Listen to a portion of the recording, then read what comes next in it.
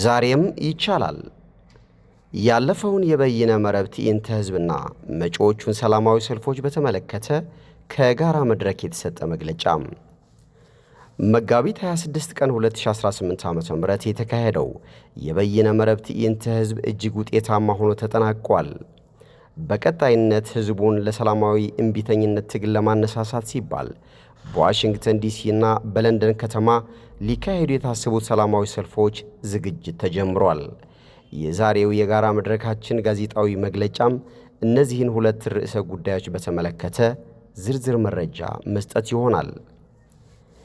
የጋራ መድረኩ ባለፈው ሮብ መጋቢት 30 ቀን 2018 ዓ.ም ባደረገው ልዩ ስብሰባ በቅርቡ የተካሄደው የበይነ መረብ ትዕይንተ ህዝብ ውጤታማ ሆኖ መጠናቀቁ እንደተጠበቀ ሆኖ ወደፊት ለሚካሄዱት መርሃ ግብሮች የበለጠ ውጤታማ መሆን ይረዳ ዘንድ በሂደት የታዩ ጥንካሬዎችና ድክመቶች ምን እንደሆኑ በዝርዝር ገምግሟል።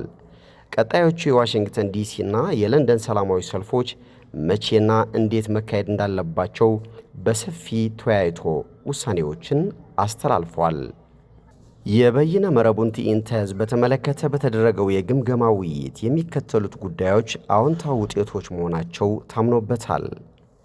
እነዚህ ነጥቦች: አንደኛ፣ የበይነ መረብ ትዕይንተ ህዝቡ የተዘጋጀው በአንድ ወይም በሁለት ድርጅቶች ሳይሆን በውስጣቸው ከ50 በላይ የሆኑ ንዑስ ስብስቦችን ባቀፉ ሰፊ ማህበራዊ መሰረት ባላቸው 9 ድርጅቶች መሆኑ።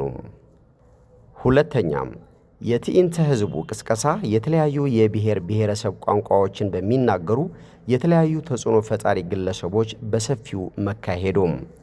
ሶስተኛም፣ የትዕይንተ ህዝቡ ቅስቀሳ የተለያዩ ፈጠራዎች በታዩበት መንገድ በተለያየ መገናኛ ብዙሃን ለብዙ ቀናት በተከታታይና በስፋት መካሄዱም።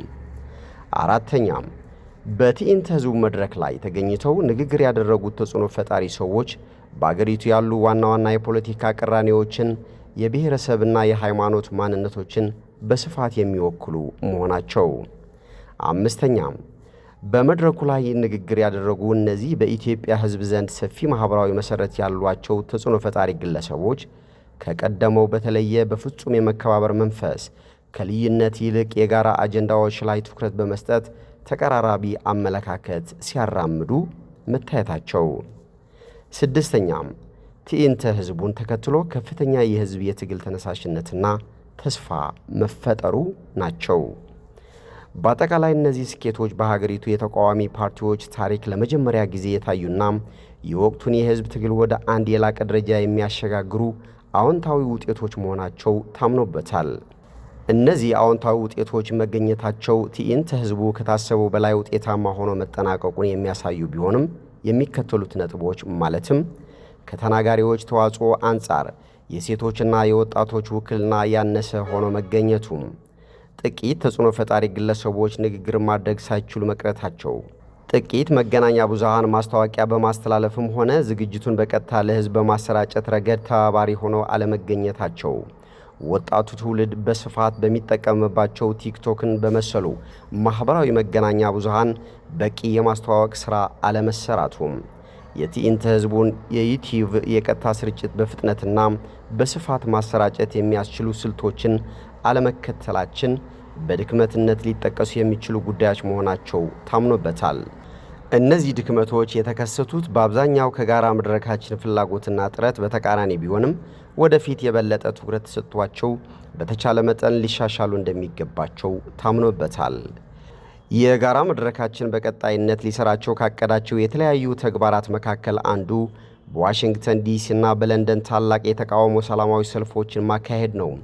እነዚህን ሰላማዊ ሰልፎች ውጤታማ ለማድረግ ይቻል ዘንድም የጋራ መድረካችን ሰፊ ውይይት አካሂዶ የሚከተሉትን ውሳኔዎችን አስተላልፏል።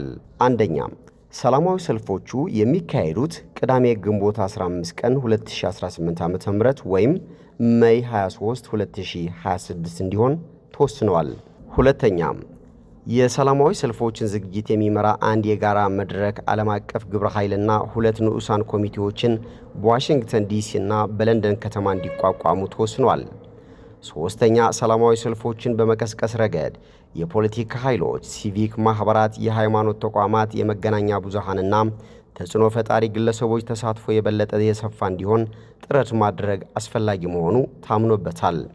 አራተኛ፣ የጋራ መድረካችን እነዚህን የተቃውሞ ሰላማዊ ሰልፎች ማካሄድ ያስፈለገው በዋናነት በአሁኑ ወቅት በሀገራችን እየተካሄደ የሚገኘው 7ኛው የይስሙላ ምርጫ ነፃና ፍትሐዊ አለመሆኑን ለማጋለጥ አገዛዙ የሕዝብ ድጋፍ የሌለው መሆኑን ለዓለም አቀፉ ማህበረሰብ በተግባር ለማሳየት ከሁሉም በላይ የኢትዮጵያ ሕዝብ አገዛዙን ለማሸነፍ የሚያስችለው ጠንካራና ፈጣን የሰላማዊ ሕዝባዊ እምቢተኝነት ትግል እንዲነሳሳ ለማድረግ ስለሆነ ሰላማዊ ሰልፎቹ እነዚህን መሠረታዊ የጋራ መድረካችንን ዓላማዎች ለማሳካት ከሚደረገው አጠቃላይ ትግል ጋር ተጣጥመው መካሄድ እንዳለባቸው ታምኖበታል። እነዚህ ሰላማዊ ሰልፎች ለመጀመሪያ ጊዜ የብሔር፣ የሃይማኖትና የፖለቲካ ርዕዮተ ዓለም ልዩነቶችን ተሻግረን ለጋራ ህልውናችን በጋራ ለመታገል ቁርጠኛ ውሳኔ ላይ መድረሳችንን የምናሳይባቸው ታሪካዊ ሰልፎች እንዲሆኑ ለማድረግ ታቅዷል። በተቃውሞ ትግሉ ዙሪያ ያሉ ተጽዕኖ ፈጣሪ ኢትዮጵያውያን በታሪክ ለመጀመሪያ ጊዜ በመካከላቸው የነበሩ የትብብር እንቅፋቶችን ፈነቃቅለው ሰሞኑን በተካሄደው የበይነ መረብ ትዕይንተ ህዝብ ላይ በመገናኘት ለጋራ ችግራቸው የጋራ መፍትሄ የሚሆን ተመሳሳይ አቋም ሲያራምዱ እንዳየነው ሁሉም በተመሳሳይ ሁኔታ አገርና ህዝብ ከህልውና ጥፋት እንዲያድኑ የምንፈልግና በውጭ ሀገራት የምንኖር ኢትዮጵያውያን በመካከላችን የትብብር ሳንካ ሆነው የኖሩ የልዩነት ግንቦችን በማፈራረስ ዛሬም ይቻላል በሚል መንፈስ በዋሽንግተን ዲሲና በለንደን ጎዳናዎች በነቂስ ወጥተን ልንገናኝና እጅ ለእጅ ተያይዘን የጋራ የተቃውሞ ድምፃችንን በጋራ ልናሰማ ይገባል። የእነዚህ ሰላማዊ ሰልፎች ውጤታማ መሆን ለአጠቃላይ ትግሉ መጠናከርና ለውጤት መብቃት የሚኖረው አዎንታዊ አስተዋጽኦ ከፍተኛ መሆኑን መገንዘብ ያስፈልጋል። ይህ እውን ሊሆን የሚችለው ግን በእኛ በጋራ መድረኩ አባላት ፍላጎትና ጥረት ብቻ ሳይሆን በፖለቲካ ፓርቲዎች፣ በሲቪክ ማኅበራት፣ በተጽዕኖ ፈጣሪ ግለሰቦች፣ በመገናኛ ብዙሃንና ከሁሉም በላይ በሕዝቡ ተነሳሽነትና የጋራ ጥረት ነው። አገርና ሕዝብ በአስቸጋሪ የህልውና ፈተና ውስጥ ባሉበት በአሁኑ ወቅት በውጭ አገር የምንኖር እንኳንስ መኖሪያ መቀበሪያ አገር አይኖራችሁም ተብሎ በአገዛዙ የተዛተብን ኢትዮጵያውያን በእነዚህ ለአንድ ቀን በሚካሄዱ ሰላማዊ ሰልፎች ላይ ተገኝተን ልናደርግ የምንችለው ተሳትፎም አገር ቤት የሚገኘው ሕዝብ እየከፈለ ካለው ሁለንተናዊ መስዋዕትነት አንጻር ሲመዘን እጅግ ኢምንት ነው።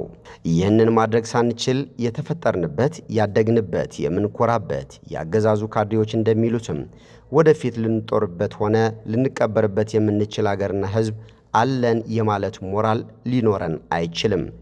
ስለሆነም አስቀድመን የሥራ ፍቃድ በመውሰድና ከማንኛውም ሌላ የማኅበራዊ ጉዳይ ቀጠሮ ራሳችንን ነፃ በማድረግ ከጎረቤት ግዛቶችና አገሮች ጭምር ከነቤተሰቦቻችን ተጓጉዘን በሰላማዊ ሰልፎች ላይ በነቂስ ወጥተን እንድንገናኝና ዛሬም ይቻላል በሚል መሪ ርዕስ ከላይ የተጠቀሱትን ጠቃሚና ወቅታዊ ሕዝባዊ ዓላማዎችን በብቃት እንድናሳካ የጋራ መድረካችን የአክብሮት ጥሪውን በዚህ አጋጣሚ ያቀርባል።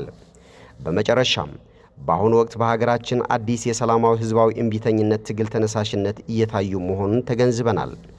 ይህ አይነት ተነሳሽነት መፈጠሩ የሚገባና የበለጠ የሚበረታታ ነው። ሆኖም ከአሁን በኋላ በሀገራችን የሚካሄደው የሰላማዊ ሕዝባዊ እምቢተኝነት ትግል አስቀድሞ በተጠናና መግባባት በተፈጠረበት ዕቅድ በሁሉም ተቃዋሚ ኃይሎች የጋራ ትብብር መመራትና መካሄድ እንዳለበት፣ ትግሉን ከማካሄድ ጎን በጎንም ከአገዛዝ ሽንፈት በኋላ ምን አይነት ውጤታማና አስተማማኝ ሁሉን አቀፍ ሽግግር ሊካሄድ እንደሚችል በግልጽ የሚያሳይ የሽግግር ሰነድ ረቂቅ አስቀድሞ መዘጋጀት እንዳለበት የጋራ መድረካችን ያምናል። እነዚህ ስትራቴጂካዊ ተግባራት እውን እንዲሆኑም የጋራ መድረካችን የበኩሉን ምክረ ሐሳቦች የማበርከት ፍላጎት ያለው መሆኑን በዚህ አጋጣሚ ለመግለጽ ይወዳል። ልዩነታችን ውበት፣ አንድነታችን ኃይል ነው። ስንተባበር እናሸንፋለን። የሰላማዊ ሕዝባዊ እምቢተኝነት ትግል ድጋፍ ሰጪዎች የጋራ መድረክ ሚያዝያ 6 ቀን 2018 ዓ.ም